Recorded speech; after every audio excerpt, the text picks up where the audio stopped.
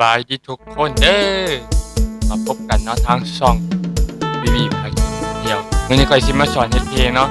โดยใช้อัน FL Studio วิธีในนั้นก็จำชมนำกันเลยเนาะวิธีการเฮ็ดจังไดนั้นโอเคไปเจอกันอยู่ในแอปเด้อโอเคหลังจากเข้ามาในแอป FL Studio เนาะมันจะเป็นหน้าต่างประมาณมันมีคีย์บอร์ดเปียโนอันนี้มันยังบ่มีอย่างเดียวนะเพราะว่าอยู่ในโปรเจกต์ใหม่ที่บ่มีอย่างเดียวสมมุติว่าเราจะเอาเครื่องดนตรีนี้ไปกดกันจอยปึ๊บว่ะแล้วก็เข้าที่เว็บเนาะ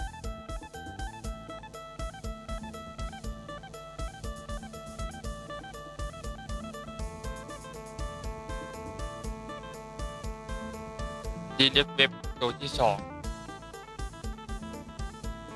ก็เลือกหาเครื่องดนตรีได้เลยไป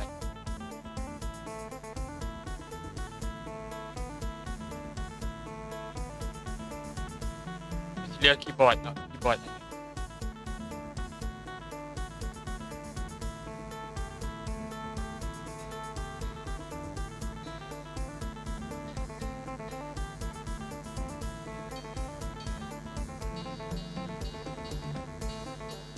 ไฟเสียตัวนี้เนาะไฟเสียตัวนี้ไปใส่ก็เลือกคีย์บอร์ดกดพื้นที่วางเนาะกดบนไหนก็ได้เนาะออกมาดันโยนลงปึ๊บนี่ก็ได้คีย์บอร์ด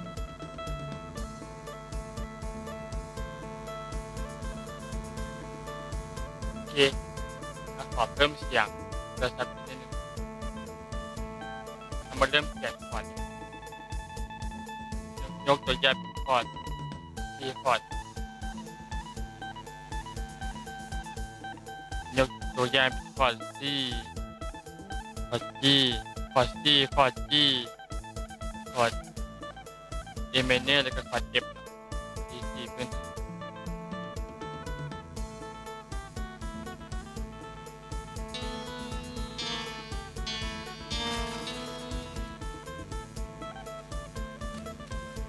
บางทีโน้ตเด็กกระเด็นอะไรกันลัก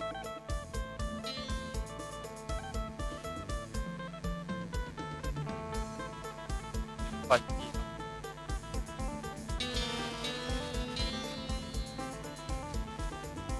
คอร์ดที่เนาะ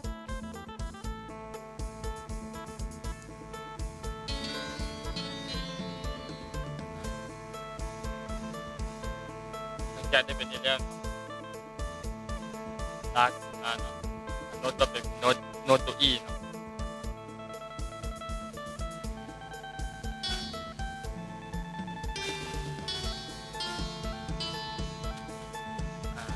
ด้อย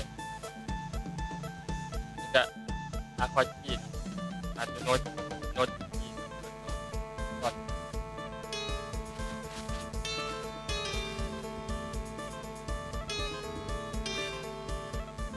ประมาณนี้ลองเปิดตามมือ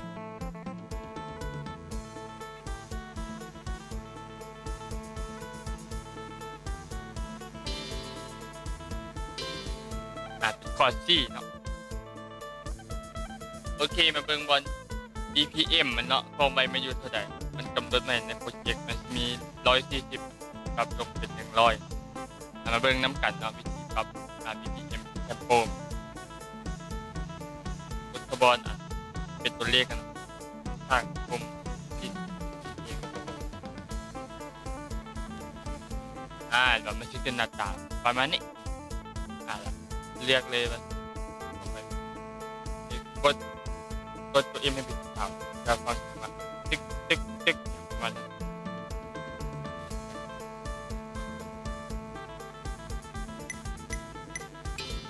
บ่ติ๊กมันจะงูเอาจังหวะมันใช่เดี๋ยวพอจีพรมันลงให้มันเหลือ100เนาะยังซ่าง่าย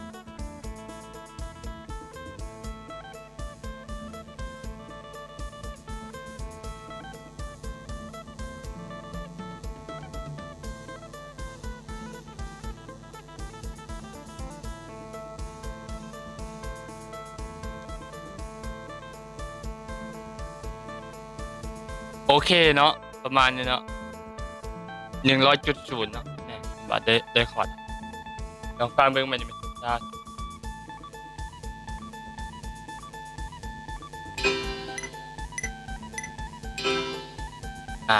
ได้แล้วเนาะวันนี้ก็จะมา copy คอร์ดที่ตัวนี้เนาะพอชิดจะค่อยเขียนไปเพื่อจะเอามาวางตัดให้เป็นจังหวะคอร์ดที่คอร์ดแล้วกด copy ตัวทั้งกลางบ่แม่นกด copy ตัวทำอิฐเนาะที่มัน copy ตัวทั้งกลางมันลบ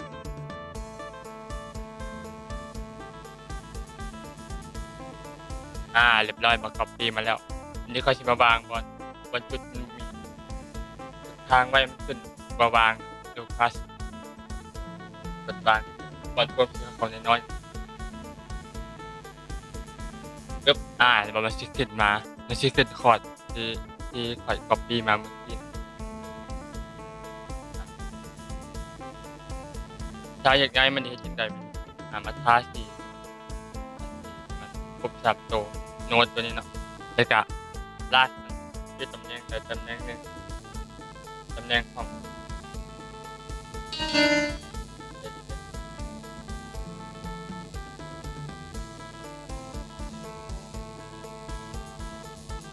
ราชาบ่ต้องการอันนี้ที่เฮาลิ้นมั่ว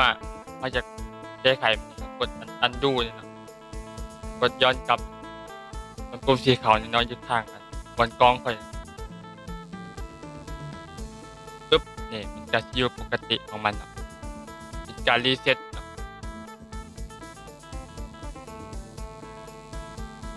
ปึ๊บ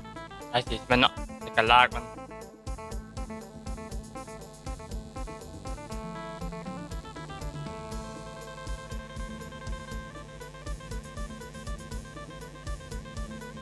ปึ๊บก็เช็ดตึง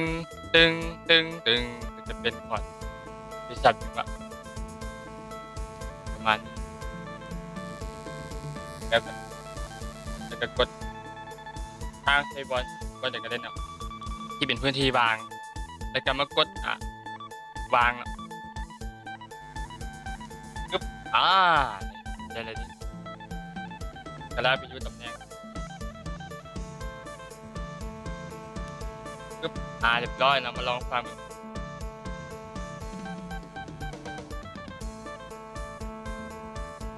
ันเนาะ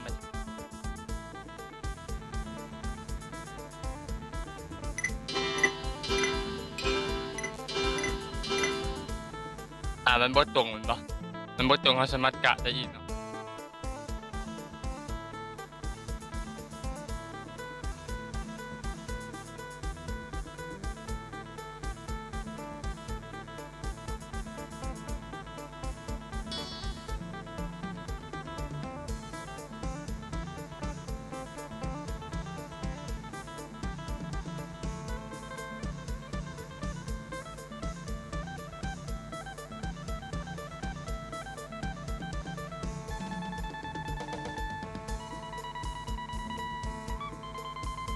ประมาณนี้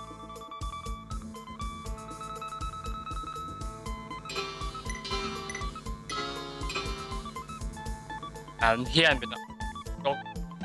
ตกคีย์แล้วบ่ได้อีกเด้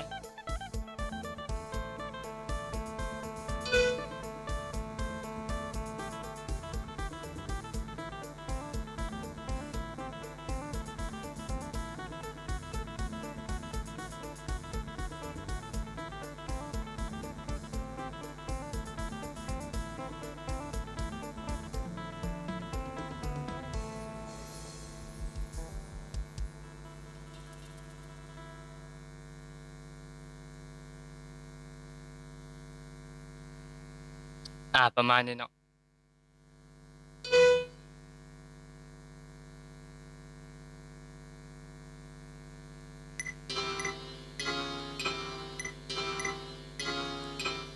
อันนี้มันเพี้ยนไปโน้ตหนึ่งเนาะเอาลงมาอีกลากลงมาอีกหนึ่งเนาะ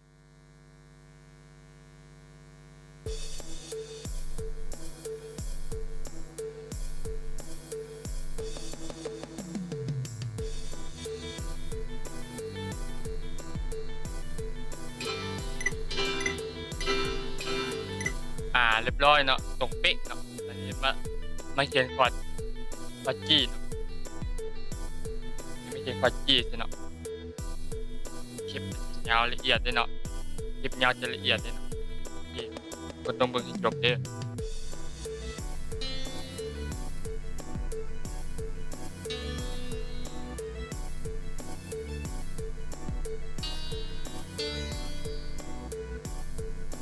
คอร์ดจี้จะมีตูนโน้ตจี้แล้วก็บีแล้วก็จี้คอร์ดจี้ลองฟังใหม่ไปนี่ปึ๊บโอเคลองฟังใหม่นะเป็นเนาะ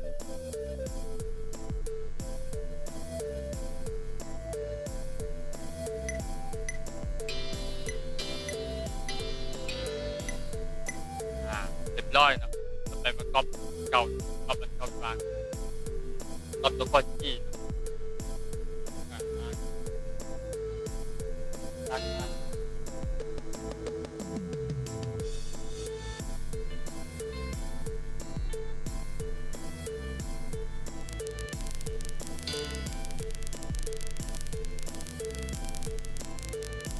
ย้อนกลับไปกันเนาะ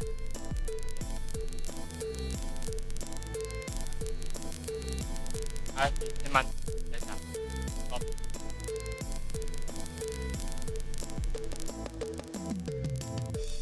จะมาก๊อปที่เล็กกว่าตัวนี้ได้เนาะ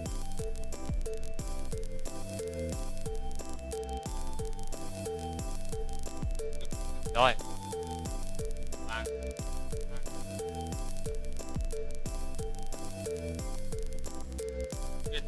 เป็นผักเก่า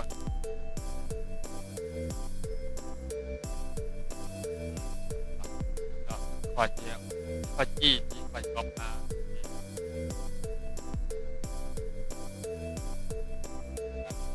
เลย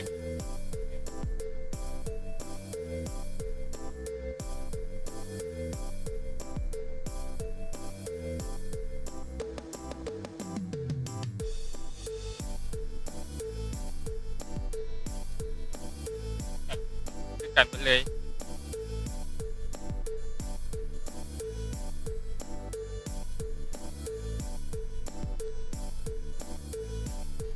ปึ๊บโอเคก่อนจะได้คอร์ดจี้เลยลองฟังมันจะเป็นกด go to เนาะเรียนใหม่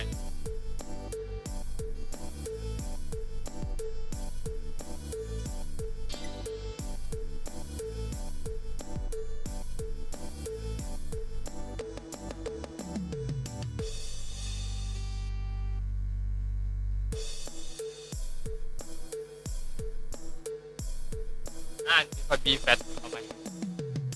จี้ตัดลงกดอันนี้ก่อนเนาะกดย้อนกลับ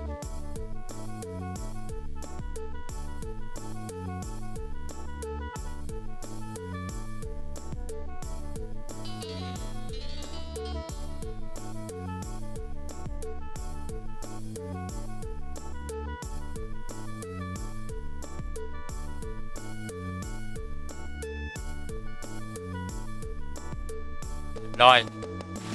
ลองฟังนะเป็นเนาะ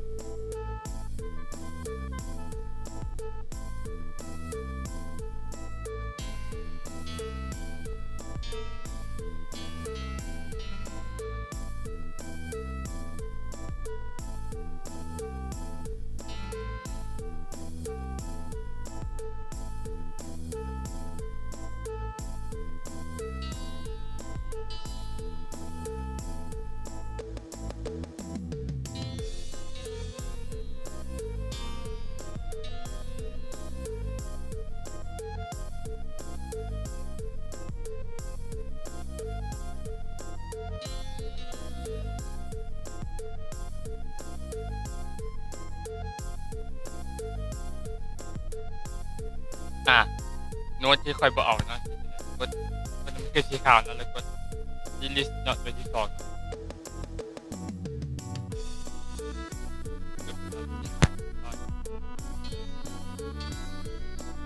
ต้องเอาลงมาตัวดีเนาะเอาลงมาตัวดี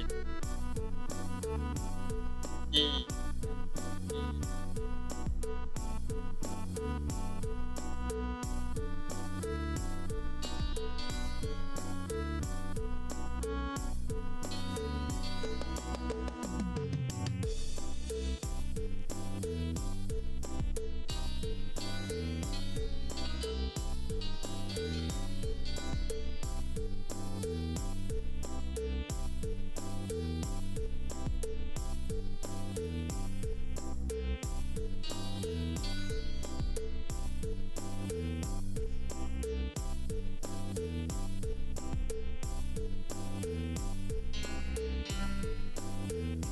โอเค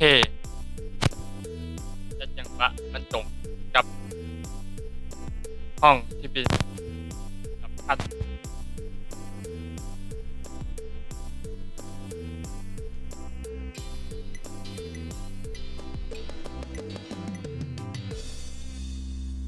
เป็นกอจี้แล้วนะ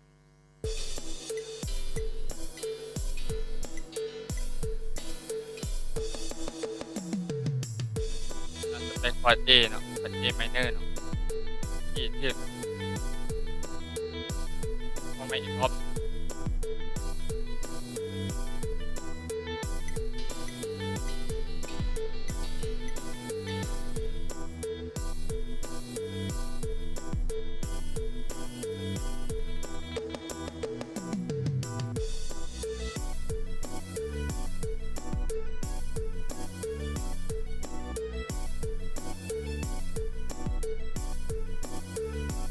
ตัวใดบ่ตรงเขาก็ลากกลับมา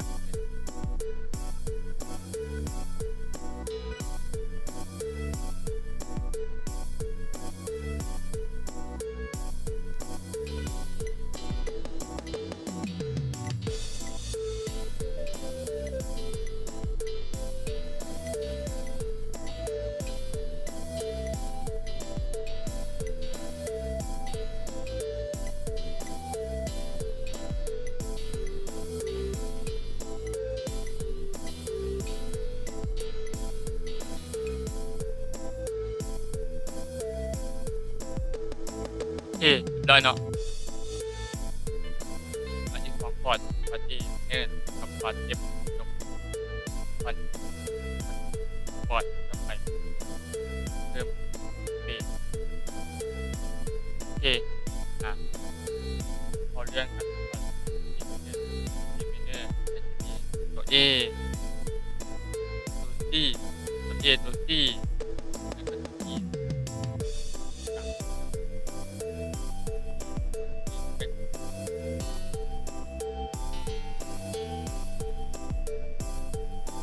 D ตัว C E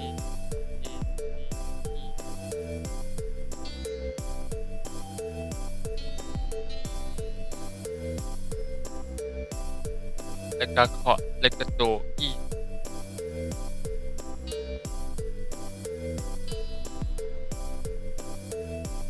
เรียบร้อยในคอร์ด A minor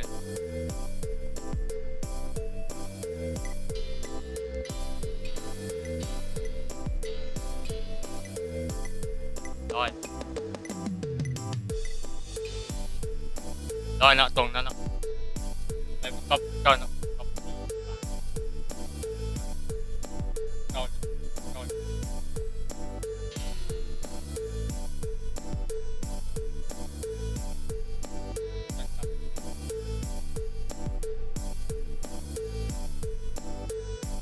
ก๊อปวางเลย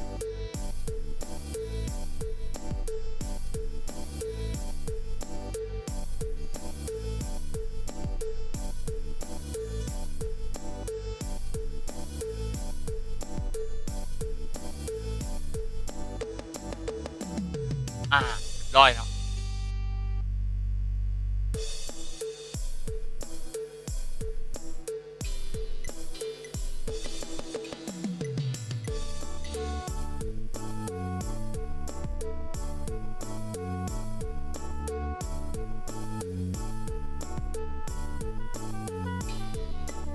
ฟังเบิ่งเนาะ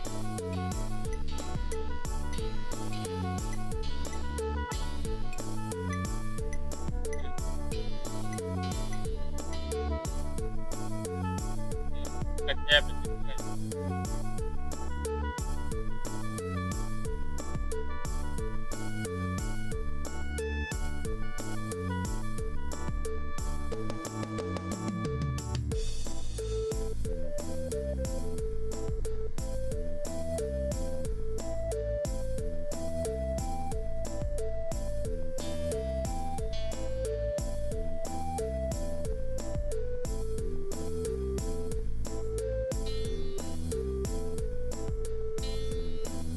ลงมาตัวซี่เนาะไปได้ที่แล้วมันเรีย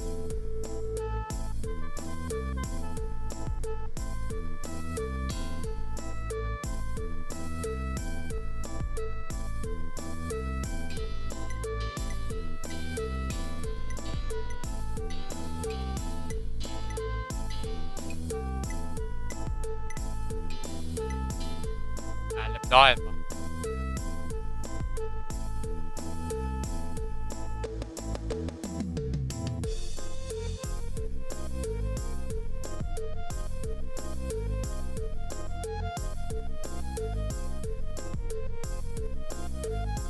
ก็จีดนี่มาไว้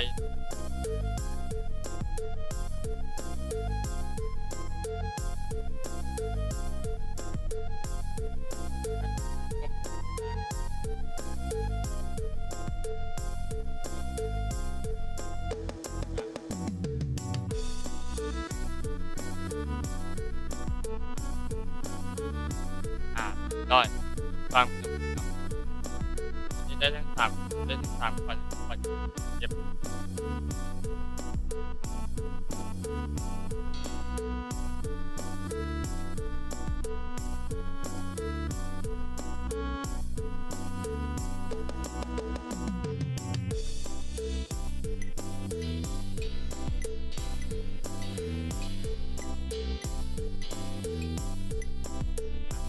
เรียบร้อยเป็นพอดเอฟที่ตัวแทนตัวเอฟเนาะเอฟที่แปดลอง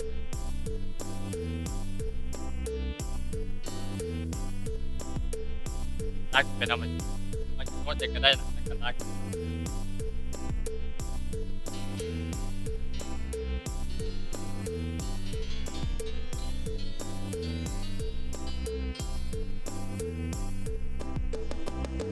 โอเคจำ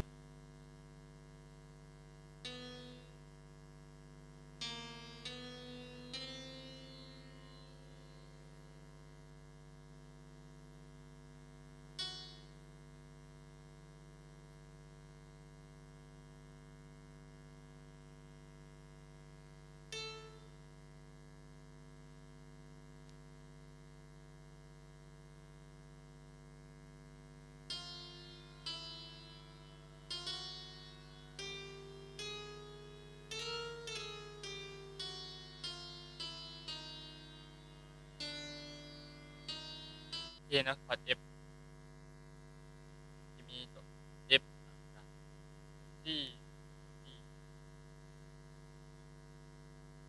ลองจะจอไปเนาะ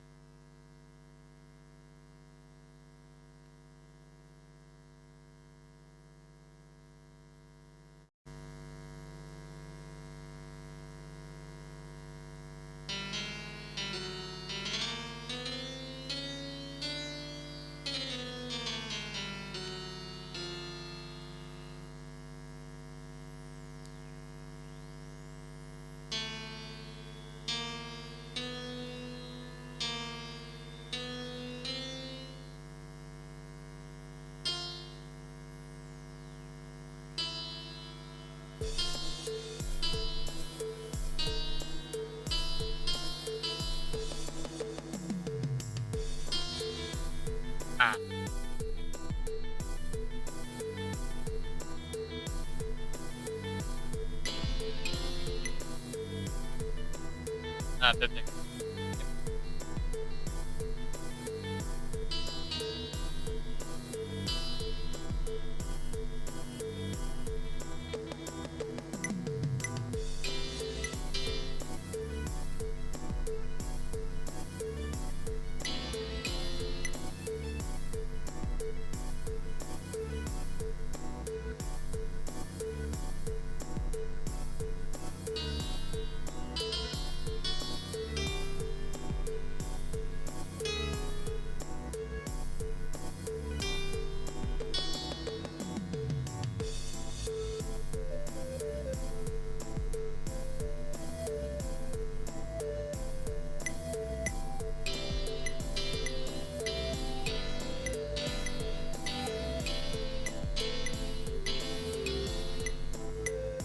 ยังบ่ถึกเนาะ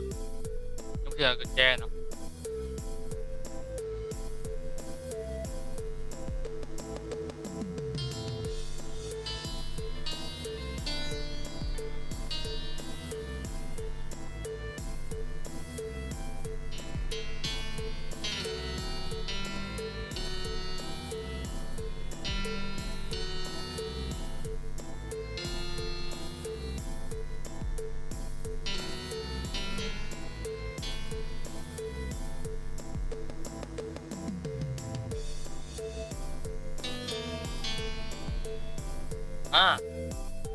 F ตัว A เป็นตัว B กัน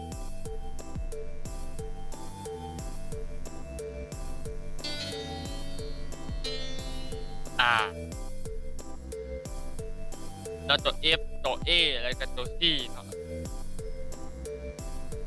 ต้องการกันเป็นพัน F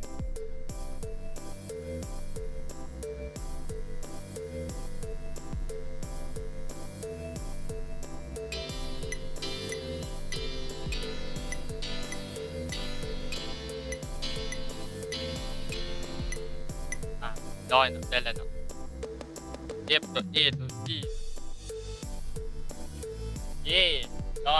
เห็นกบปานเก่า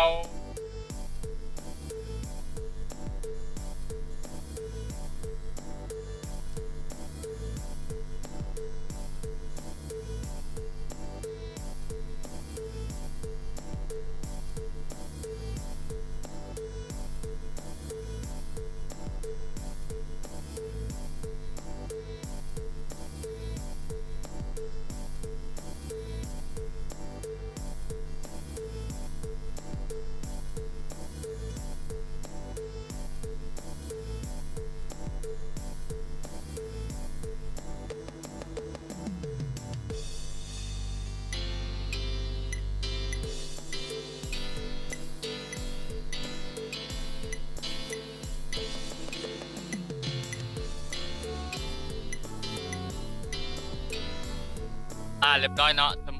หลังจากเขาเฮ็ดเปียโนคอร์ดแล้วเนาะออกจากเปียโนโรนกดบนกากบาททางปุ่มครับกดจะไปบนกากบาททาง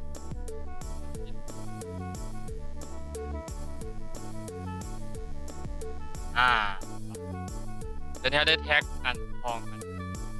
คอร์ดเปียโนแล้วเนาะมีคอร์ดซี่คอร์ด G คอร์ด A minor แล้วก็คอร์ด F สายบีทบิดแท็บง่ายต่อไปเนาะวิธีเพิ่มขึ้นดนตรีต่อไปกดไม่กดกลางจอก่อน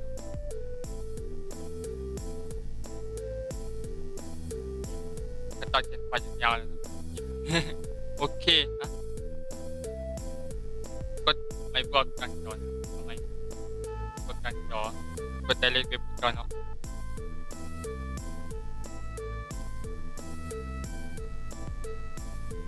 ไดเรกเว็บตัวที่2เนาะกดตรงนี้จะมาเรียกไฟล์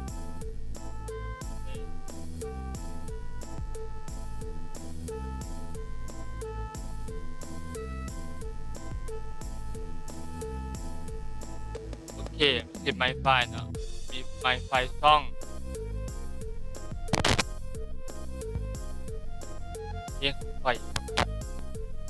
โอเคไล่ทุกคนกด My Simple เนาะเพื่อเรียกอันเสียงเบสเข้ามา โอเคแล้วก็มาเรียกใช้My Simple เนาะ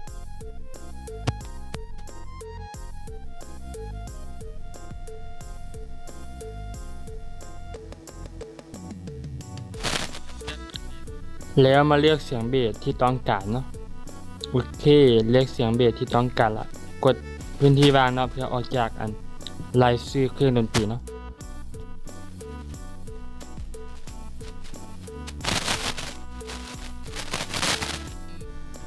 แล้วมาเขียนคอร์ดเบสเขียนเบสตามคอร์ดที่วางไว้เนาะมีคอร์ด C คอร์ด G คอร์ด A minor คอร์ด F เนาะเขียนไปตามเสียงของเบสเลยเนาะประมาณนี้เนาะง่ายๆเนาะพิมพ์อันเขียนตามเสียงโน้ตเนาะโน้ต C เป็นคอร์ด C ตัว G เป็นโน้ต G ตัว A เป็นตัว A เนาะแล้วก็ตัว F เป็น F เนาะ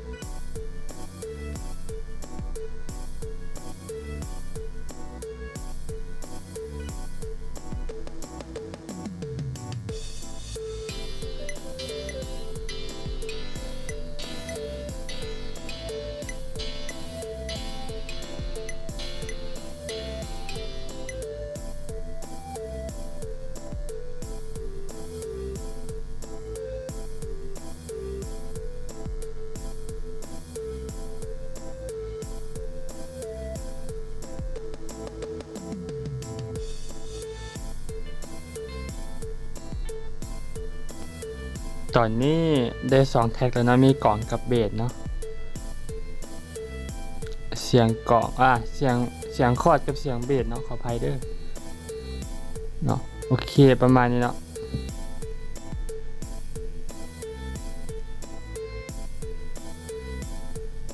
ต่อไปจะมามิกเสียงเนาะให้ปัดซ้ายมีเครื่องมืออันนี้เนาะแล้วก็ปรับเสียงที่ต้องการเลยเด้อทุกคนเด้อก็สิเอาเบสลงเบาลงเนาะแล้วก็คีย์บอร์ดคอร์ดแรงขึ้นแล้วเอาเบสแรงขึ้นคีย์บอร์ดคอร์ดเบาลงเนาะ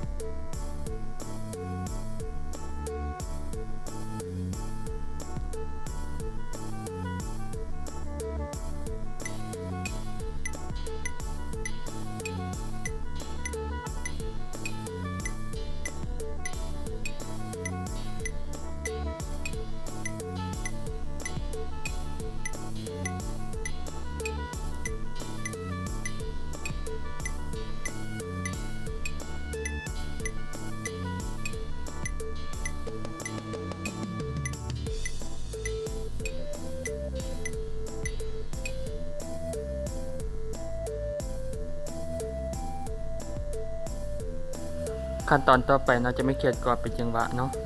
โอเคกดไม้บวกกลางจอเนาะแล้วก็การมากดบอลอันเลือกเสียงกล่องเนาะหรือว่าอัน less big audio dump เนาะอ่านผิดก็ขออภัยเด้อ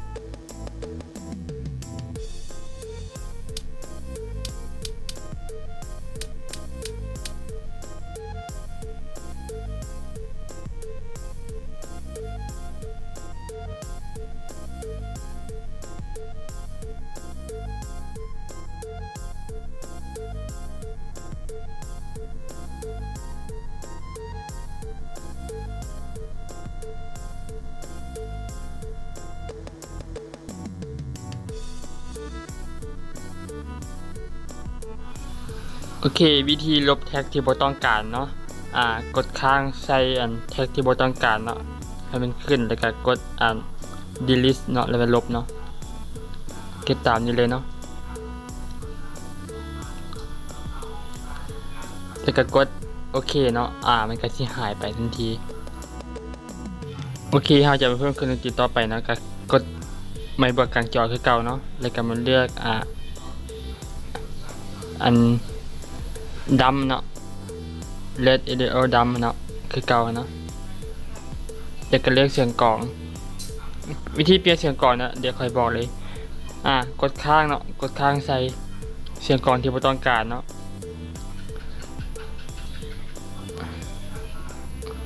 กดเข้าบนทะเลกดข้างใส่กลองที่เราต้องการเสียงให้แฮดเนาะแล้วก็กดคำสั่งที่มันขึ้นมานะให้กดเดี๋ยวขอสิบอกเนาะโอเคให้กดข้างใส่แท็กกล่องที่เราต้องการเนาะให้มันขึ้นคำสั่งขึ้นมาปึ๊บแล้วกดตัวเบื้องซ้ายเนาะตัวเบื้องขวาแถวทำอิฐเนาะเป็นตัวทำอิฐแถบเบื้องขวาเนาะแล้วมันจะมีเสียงให้เลือกเนาะ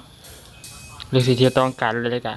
กดกลับออกมาเนาะกดพื้นที่วางแล้วก็กดกลับออกมาเนาะ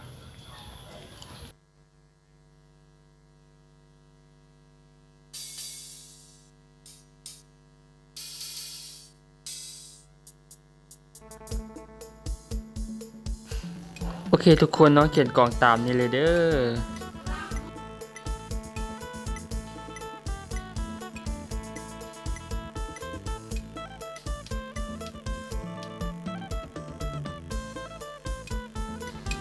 เขียนกล่องแบบนี้ไปเรื่อยๆด้วยทุกคน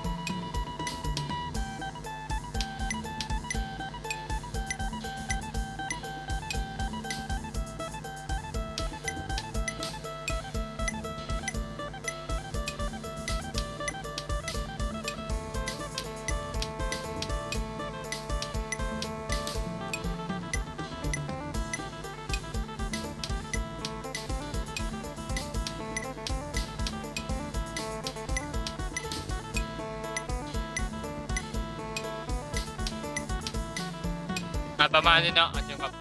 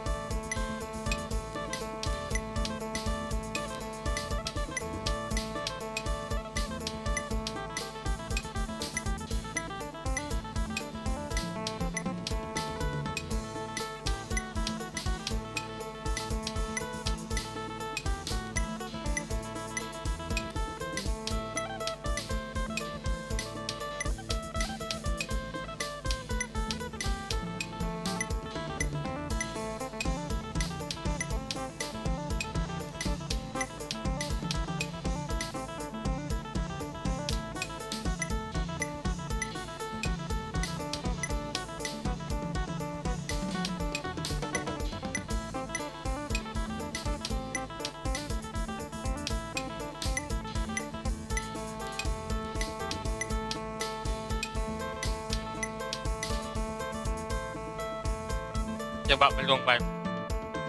ประมาณนี้ก่อนจากแอปท็อป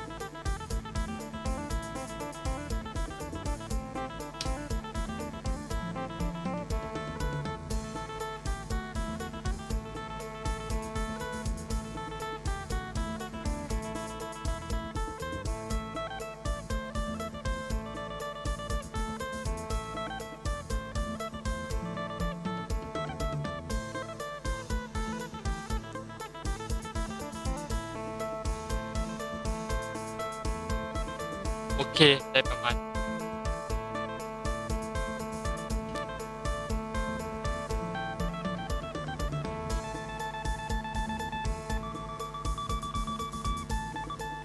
อ่า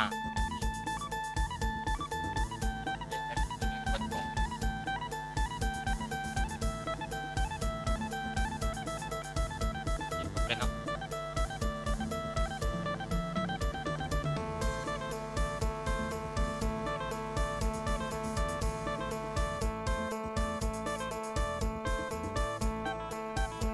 ประมาณอาจจะ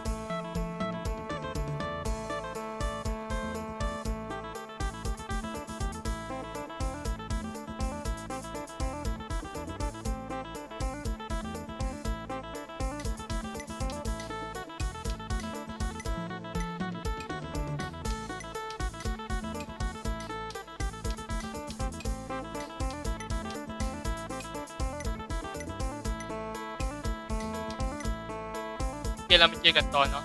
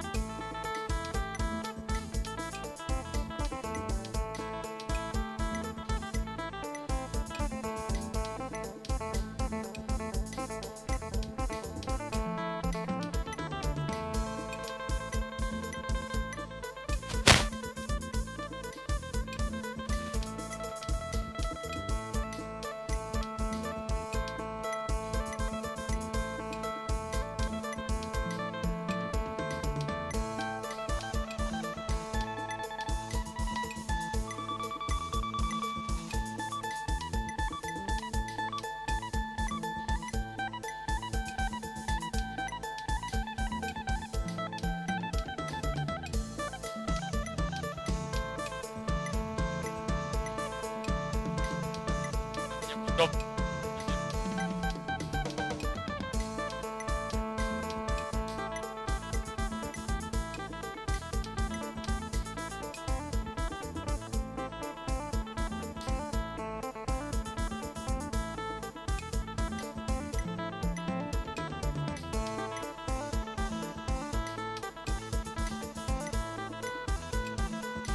ร้อยเนาะ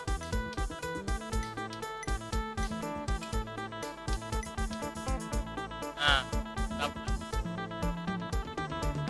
ในเอเวอร์โอ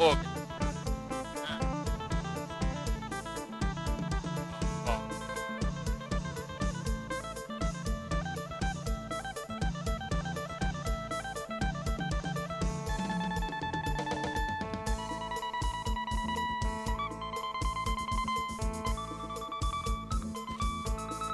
ประมาณ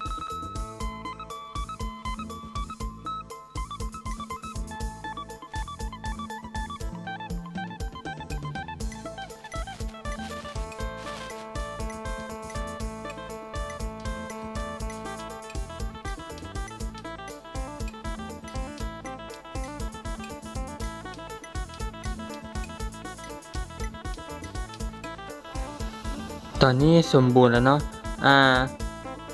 สำหรับอันคลิปนี้ก็เอาไว้สำหรับทุกคนเนาะให้มาคลิปนี้ก็ฝากกดไลค์กดติดตามกดแชร์เด้อเนาะเพื่อเป็นกำลังใจเนาะโอเค ฮ็ดคลิปต่อไปเนาะโอเคติดตามคลิปต่อไปเด้อทุกคนเด้อสำหรับมื้อนี้ก็ขอกล่าวคำว่าสบายดี